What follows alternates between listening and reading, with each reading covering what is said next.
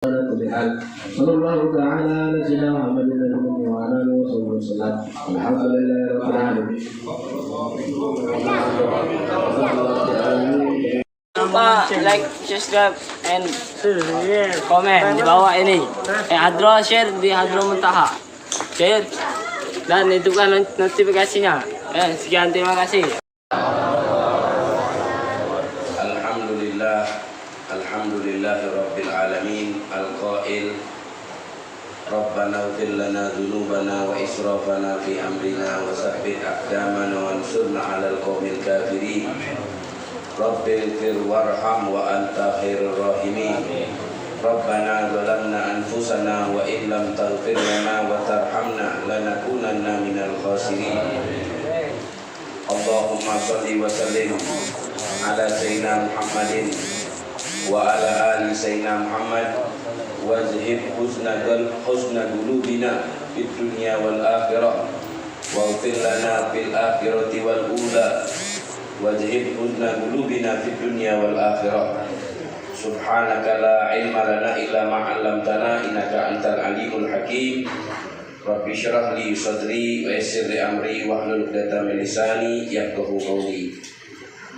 Yang kita sama-sama muliakan, pengajar di majelis taklim ini, guru kita, ustadz kita, Ustadz Zaki Mubarak. Mudah-mudahan langkah kaki beliau selalu diberikan ganjaran pahala oleh Allah Subhanahu wa Ta'ala, dimudahkan urusan beliau dan kita semua, amin ya rabbal alamin. Juga ustadz kita, Ustadz Akbar, mudah-mudahan beliau selalu dimudahkan oleh Allah Subhanahu wa Ta'ala, diberikan pahala oleh Allah Subhanahu wa Ta'ala, disampaikan oleh Allah Subhanahu wa Ta'ala kabar-kabar baik kepada Nabi Muhammad sallallahu alaihi wasallam. Juga kepada saudara kita Ustadz Kamil dan jamaah di Mushola Al-Amin dan para hadirin hadirat sekalian yang dimuliakan oleh Allah Subhanahu wa Ta'ala. Alhamdulillah, pada malam hari ini Allah mencatat kita hadir di tempat yang penuh barokah ini. Tidak ada lain kecuali tujuan kita mencari keridhaan Allah, mencari ampunan dari Allah Subhanahu wa Ta'ala. Tadi kita telah mendengar syair-syair cinta kepada Nabi Muhammad. Tahu siapa yang ngarang kitab Burda ini? Syarifuddin Muhammad Al-Busiri. Beliau itu ahli syair. Dulunya itu ditegak di depan pintu-pintu rajo. Kalau rajo keluar, dia mengeluarkan syair-syairnya, mendapatkan duit. Sebelum ketemu dengan guru beliau, Syekh Abul Abbas Al-Mursi. Abul Abbas Al-Mursi lah yang membukakan Imam Busiri untuk cinta kepada Nabi Muhammad SAW. Yang mana sebelumnya beliau sakit. Beliau terkena penyakit palit. Palit itu stroke. Akhirnya beliau berobat keliling. Dari dokter ke dokter tidak ada perubahan penyakit tadi itu. Akhirnya beliau bertawassul kepada Nabi Muhammad SAW. Sudah beliau bertawassul kepada Nabi Muhammad. Kemudian di malam hari beliau bermimpi ketemu dengan Nabi Muhammad. Dipakaikan oleh Rasulullah SAW selendangnya. Maka setelah beliau dipakaikan selendangnya, pagi-pagi bangun langsung disuruh jalan. Akhirnya beliau mengarang syair yang sampai saat ini dibaca, luar biasa pahalanya, besar pahalanya. Tidak, sholawat kepada Nabi Muhammad SAW dan pujian-pujian untuk Nabi Muhammad SAW. Ini Al-Imam Busiri radhiyallahu ta'ala anhu, orang yang cinta kepada Nabi Muhammad sallallahu alaihi wasallam. Ma'asyiral hadirin yang dimuliakan oleh Allah Subhanahu wa Ta'ala, alhamdulillah pada malam ini kita ikut serta merayakan perayaan Isra Mi'rajnya Rasulullah SAW. Setiap tahun, bahkan di dalam Islam ini, setiap ada perayaan-perayaan besar yang terjadi kepada Nabi Muhammad, pasti dirayakan. Itu dianjurkan untuk dirayakan. Bulan Maulid, Masya Allah, bukan satu hari tapi 2 bulan maulidnya gitu. Isra Mi'raj, Masya Allah, di tempat-tempat lain ini juga Malam nuzulul Quran bukan main. Walaupun kondisi dalam keadaan puasa, kita merayakan malam nuzulul Quran dan hari-hari besar yang lainnya. Kenapa? Karena di dalam sejarahnya Rasulullah itu ada pelajaran ilmu. Ada pelajaran ilmunya. Dalam Isra dan Mi'raj ini ada nasihat ilmunya yang terjadi kepada Nabi Muhammad SAW untuk kita jadi bekal. Apa dia ilmu ini? Mungkin kalau sejarah cerita Isra Mi'raj sudah tahu kalau Nabi lagi duduk, dijemput malaikat Jibril, kemudian dibawa ke Baitul Maqdis. Dari Baitul Maqdis kemudian sebelum itu dicuci dulu dadanya Rasulullah SAW. Yang dikatakan oleh ulama bukan itu dikeluarkan kotoran, akan tetapi Rasulullah SAW suci untuk ditambahkan suci oleh Allah Subhanahu Wa Taala. Kata Habib Ali Al-Habsyi apa dia? Wa ma akhrajal amlaku min qalbihi walakinnahu zadruhum tuhran ala tuhrin. Nabi Muhammad dibelah dadanya bukan untuk disucikan, sebab hati Nabi Muhammad sudah suci, sudah dibersihkan oleh Allah. Dibedah dadanya untuk suci, untuk menjadi lebih suci dari yang kemarinnya. Kemudian dibawa ke Baitul Maqdis, ditemukan dengan para nabi. Kemudian Rasulullah SAW langsung ketemu Allah Subhanahu Wa Taala. Tapi apa yang terkandung dalam pelajaran Isra dan Mi'raj ini? Kenapa Rasulullah Isra Mi'rajkan oleh Allah? Ini kedudukan yang sangat tinggi. Tidak ada manusia di alam semesta ini yang bisa ketemu Allah. Walaupun malaikat Jibril tidak pernah ketemu Allah. Tidak ada manusia yang bisa ketemu sama Allah di dunia. Nabi Musa itu berdoa berkali-kali. Sebelum beliau tahu dilarang ketemu Allah di dunia, beliau berdoa, Rabbi arini anzur ilaik. Wa ya Allah, izinkan aku memandang zatmu. Qala lan taroni. Kamu tidak bakal sama sekali sedikit pun memandang aku selagi kamu berada di dunia. Walakin intur ilal jabal. Cukup kamu melihat gunung. Fa ini istaqarra makanahu. Kalau gunung itu tetap utuh, fasawfa taroni. Kalau gunung itu tidak hancur, gunung itu tidak goyang, gunung itu tidak terjadi gempa, maka kau akan bisa memandangku. Falamma tajalla rabbuhu lil jabal ja'alahu dakka wa kharra Musa sha'iqa. Tak kala Allah menampakkan zatnya, begitu cahaya Allah keluar, maka gunung tadi itu goncang. Gunung tadi itu goncang. Habis gunung goncang, Nabi Musa terpental pelanting dan mati. Dihidupkan oleh Allah Subhanahu Wa Taala lagi. Pingsan cuman. Nah, jadi tidak ada manusia yang bisa memandang Allah dengan mata kepala. Tidak ada. Kaget kalau di akhirat kita bisa memandang. Wujuhu yawma idzin nadhirah ila rabbiha. Nanti di hari kiamat muka orang mukmin, orang yang taat kepada Allah, itu mukanya itu putih bercahaya. Muka kita bakal putih bercahaya. Makanya mata kita jaga. Biar kita tidak mandang sehingga sakit mata. Matahari itu ada terus, tapi wong yang matonya sakit tidak terningok. Walaupun jam 12 siang makin tegang, makin hidup matonya. Makanya di dunia ini jago mata kita jangan ningok masing-masing. Karena kalau kita ningok masing-masing, akan hidup mata kita tidak kuat kita memandang Allah Subhanahu Wa Taala. Lilladzina ahsanul husna wa ziyadah. Orang yang berbuat baik akan mendapatkan surga. Wa ziyadah, dan ada tambahan bonusnya. Apa dia? Ru'yatullah, memandang Allah Subhanahu Wa Taala. Itu kaget di surga kaget. Kalau bisa kita memandang Allah. Kalau di dunia tidak bisa. Cuma Nabi Muhammad sallallahu alaihi wasallam. Tahu kenapa Rasulullah diangkat oleh Allah, diberikan perintah sholat dengan hal yang luar biasa yang tidak pernah terjadi kepada manusia semuanya? Itu sebelum Isra Mi'raj Rasulullah dirundung dengan kesedihan yang bertubi-tubi. Kakek pamannya meninggal, istrinya meninggal, beliau dikucilkan, beliau dimusuhi, beliau dihina. Yang sekelas Nabi lagi dihina, apalagi sekelas kita. Yang sekelas Nabi lagi dapat musibah, apalagi sekelas kita. Yang taat makin kuat musibahnya. Rasulullah paling besar musibahnya. Kalau kamu mendapatkan musibah, kata ulama, pikirkan apa yang ditimpa kepada Nabi Muhammad sallallahu alaihi wasallam. Makanya kata Allah, inna ma'al usri wa inna ma'al usri. Setiap kesulitan, ingat pasti ada jalan keluarnya. Bahkan bukan satu kesulitan, tapi setiap satu kesulitan ada dua jalan keluarnya. Pasti ada jalan keluarnya. Di zaman sekarang ekonomi sempit, pasangan sepi, unyam balik rumah, minum baygon, lah aku hidup ini. Nah, jadi jangan macam itu. Jadi setiap kita yang hidup di dunia ini pasti ada yang namanya musibah.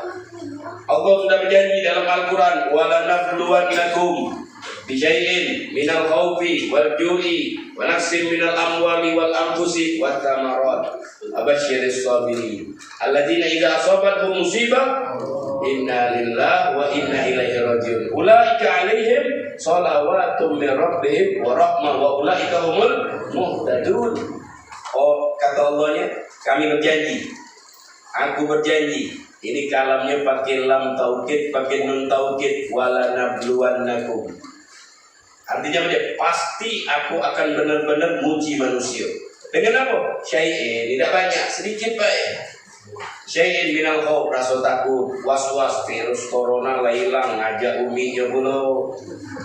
Ada virus Omikron. Nah, kalau aku nih, kita nih punya Allah. Nak virus apapun yang datang, kalau sudah takdir Allah, bukan mati karena virus, tapi mati karena umur kita dan ajal kita sudah habis. Seandainya virus sudah kati, apa kita kekal di dunia ini?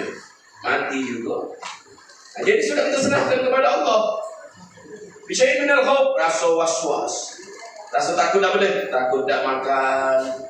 Mulai rasa takut khawatir deh.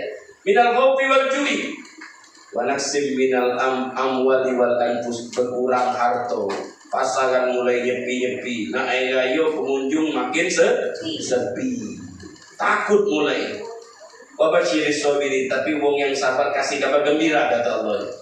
Gimana wong yang sabar? Jangan ngamuk dulu, balik ke rumah kau sabar, pusat 3 jam. Wah, itu tidak sabar itu namanya itu. Setiap dia dapat ujian, musibah, alladzi yasu'ul mu'min, itu namanya musibah. Yang tidak didamai orang muslim namanya musibah. Pernah suatu saat Rasulullah duduk sama istrinya Aisyah, tahu-tahu lilinnya mati, lampunya itu mati. Kata Rasulullah, innalillah. Kata Aisyah, ya Rasulullah, siapa yang mati? Lilin yang mati. Kata Rasulullah SAW, kullu ma yasu'ul mu'min bahwa musibah. Segala yang tidak kita demeni, lilin mati, lampu mati, itu musibah itu namanya. Dia cukup maju innalillah wa inna ilaihi raji'un. Zikiran innalillah itu ulaika alaihim sholawat maghfirah tilwal maghfirah. Dia mendapatkan sholawat, artinya ampunan sebanyak dosanya. Kalau dosanya 1 kilo, dapat ampunan 1 kilo. Kalau dosanya 2 kilo, dapat 2 kilo. Kalau dosanya seton, seteruk, 2 teruk, 3 teruk, semitulah dia dapat ampun. Wa ulaika humul muhtadun. Nah, jadi setiap manusia bakal dapat ujian. Inilah yang namanya dunia. Kalau kita ngomong, aku pengen hidup senang, terus agak sedih, jangan hidup di sini. Gampang.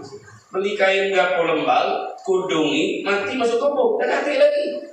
Dah kata Omikron, dah kata Corona, dah kata pasangan sepi, dah kata duit. Dah lewat duit aman.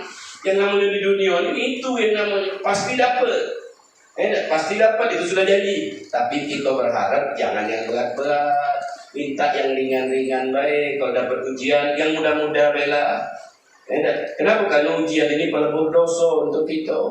Jadi Rasulullah yang sekelas Nabi Muhammad itu beliau mendapatkan ujian dan cobaan, tapi beliau bersabar. Beliau itu bersabar, sabarnya luar biasa, sabarnya Rasulullah SAW. Akhirnya diangkat oleh Allah, dipanggil oleh Allah. Itu sebabnya. Sebab daripada Isra Mi'raj yang menimpa beliau sampai dinamakan itu Amul Hazan, tahun duka cita. Tahun sedihnya Nabi Muhammad SAW, tapi dapat hiburan yang sangat besar diganti oleh Allah, buah daripada sabarnya Nabi Muhammad Sallallahu Alaihi Wasallam. Kemudian di dalam peristiwa Isra dan Mi'raj, waktu Rasulullah SAW dipanggilkan buruk. Buruk itu hewan yang ada di surga, tidak ada di dunia. Tidak ada di dunia yang namanya buruk, kecuali pesawat lampu itu tuh buruk kan, lain itu maskapai itu. Ini tuh hidupnya di surga, dipanggil oleh malaikat. Ini yang digawa oleh Nabi yang cinta kepada Nabi Muhammad. Dengan nama Nabi lah puluhan lagi ribuan tahun. Begitu dengan nama Nabi tidak nafsu makan, kangen sama Nabi Muhammad. Macam itu kan, tidak pernah ketemu Nabi. 1000 tahun yang lalu Nabi Muhammad itu tidak pernah gitu. Makanya kita kalau tidak ada rasa kangen sama Nabi Muhammad SAW, kalah kita sama buruk itu. Kenapa buruk itu setelah dengar nama Nabi menyendiri dia? Banyak mata nangis terus. Kenapa? Kangen sama Nabi Muhammad. Akhirnya dia yang digawa oleh Allah, diperintahkan untuk ngantar Nabi Muhammad. Di tengah perjalanan, Rasulullah diperlihatkan oleh Allah. Di tengah jalan kata malaikat Jibril, ya Muhammad, injil turun di sini. Di mana ini? Ini adalah Baitul Lahmi. Baitul Lahmi ini bahasa kitanya Bethlehem, tempat lahirnya Nabi Isa. Tempat lahirnya Nabi Isa, kamu turun, kamu sholat 2 rakaat di situ. Sholatlah Rasulullah SAW.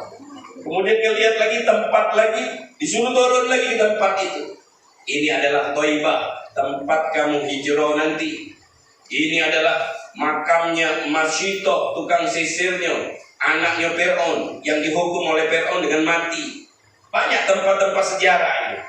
Nah ini kata ulama, tempatnya orang soleh itu ada berkahnya. Rumahnya orang soleh ada berkahnya. Tempat ibadah ada berkahnya. Dalam hadis kata Rasulullah SAW, Abdul biqa ilallah masajiduha wa abghadul biqa ilallah aswaquha. Tempat yang paling dicintai oleh Allah itu masjid.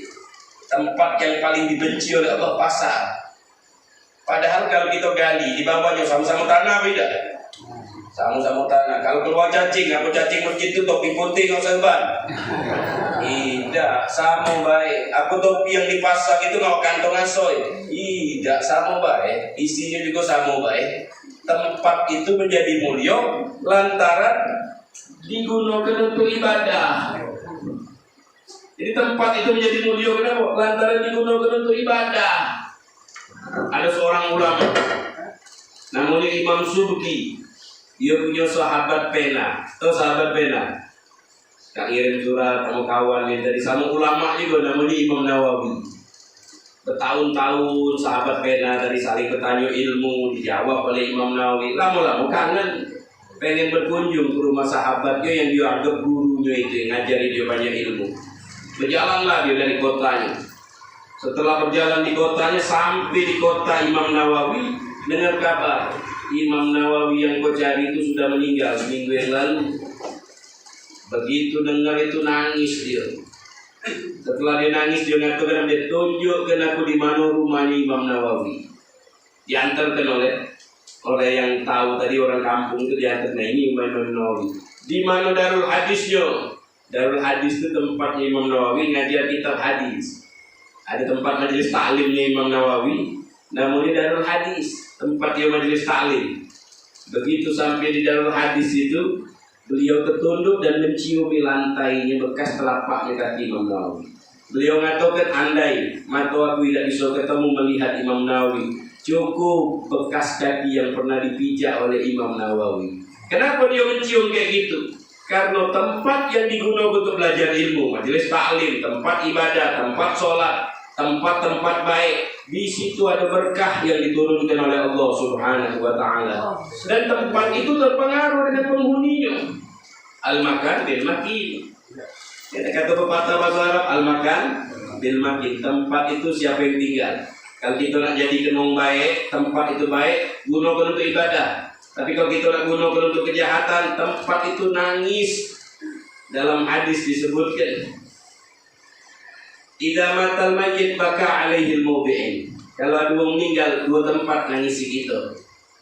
Jadi bukan keluarga yang nangisi kita, 2 tempat ini bakal nangis juga. Berapa lama usah nangisnya? Keluarga kita 3 hari.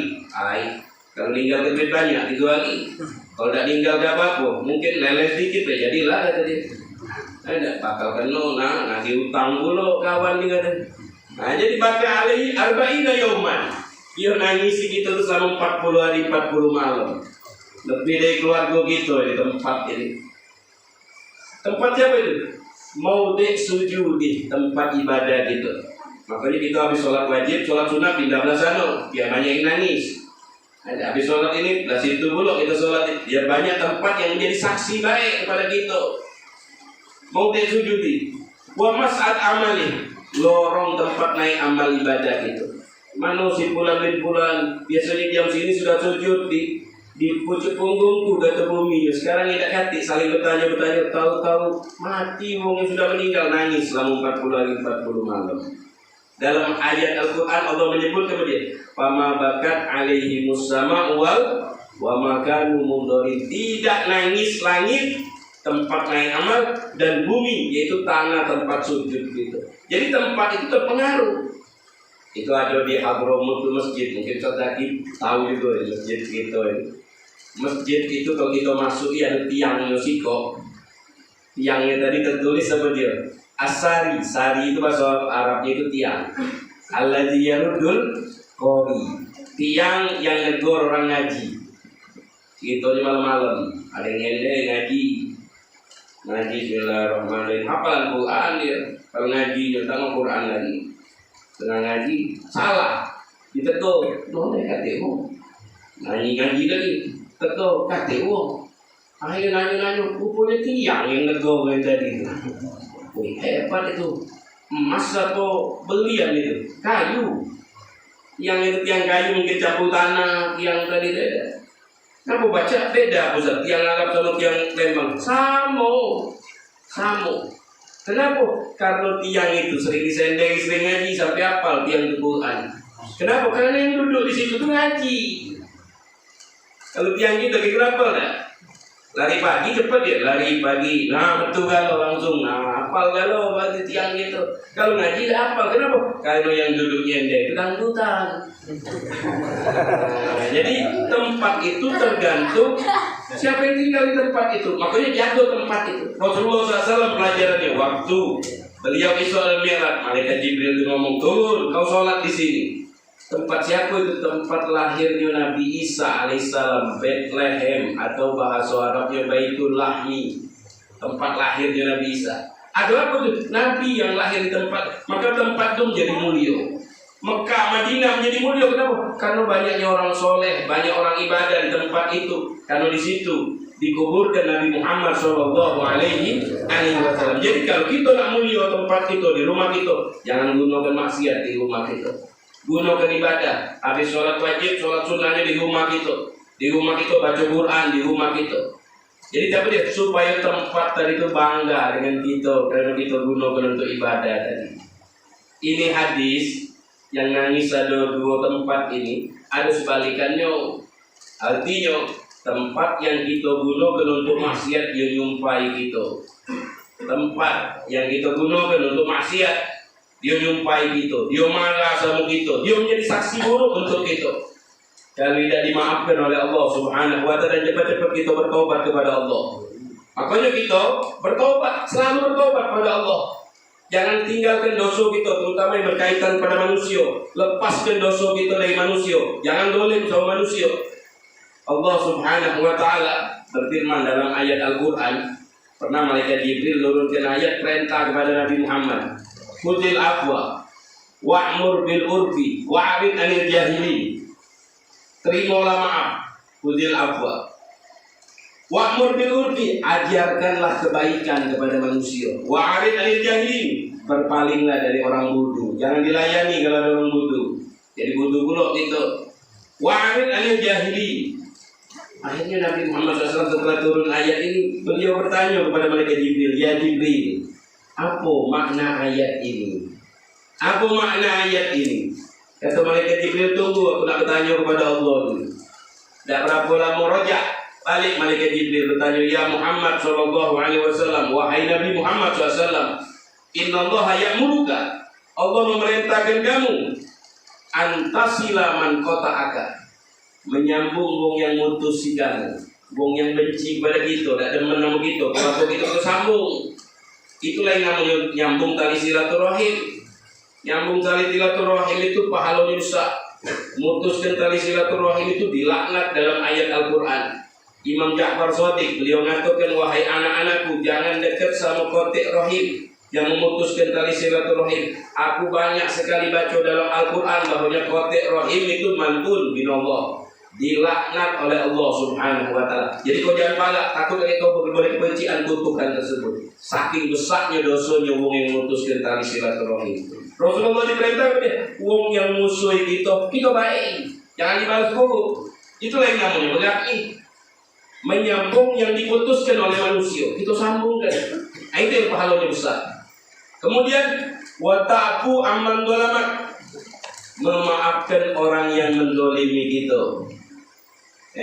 Memaafkan orang yang mendolimi kita. Jangan sampai dia dihukum oleh Allah. Pernah suatu saat Rasulullah duduk di masjid.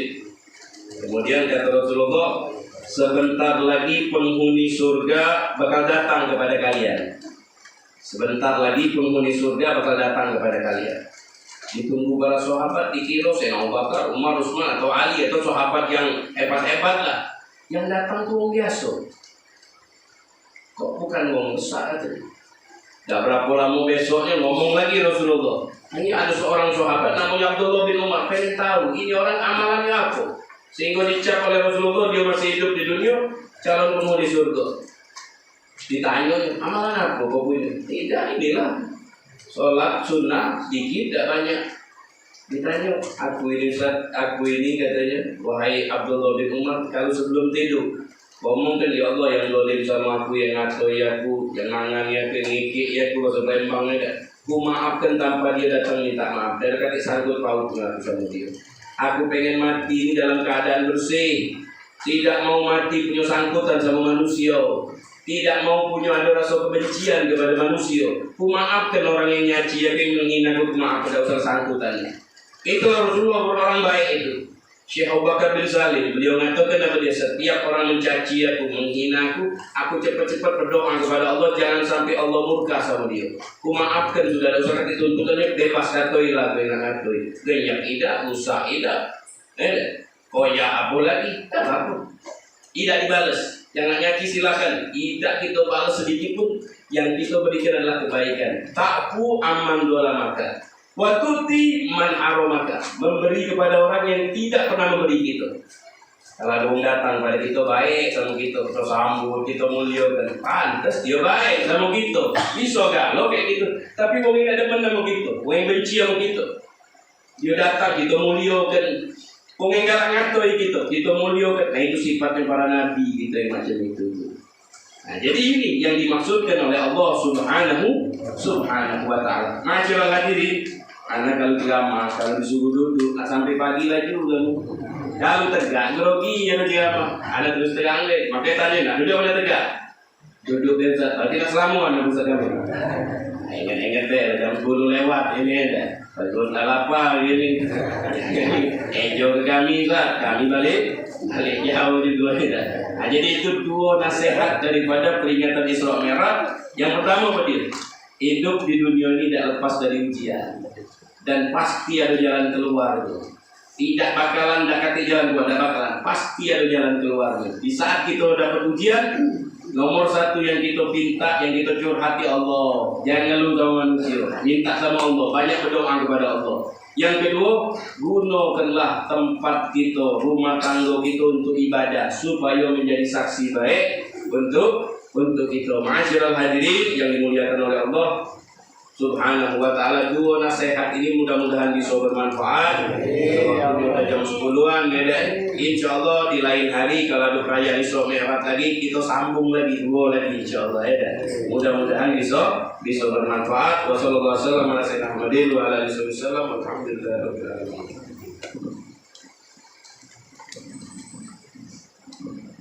Bismillahirrahmanirrahim. Alhamdulillahirrahmanirrahim. Allahumma salli ala sayyidina Muhammad wa ala ali sayyidina Muhammad wa barik ala sayyidina Muhammad wa barik ala fima razaqtana waj'alna mahmudina fi kulli ibadik wa a'idna min waj'alna mujaha fi dunya wal akhirah wa al-mukarramin ya katsiran wal ya hasanati ala khaymatil jawal ya mubdala sallallahu alaihi wa sallam wa ala kulli hal.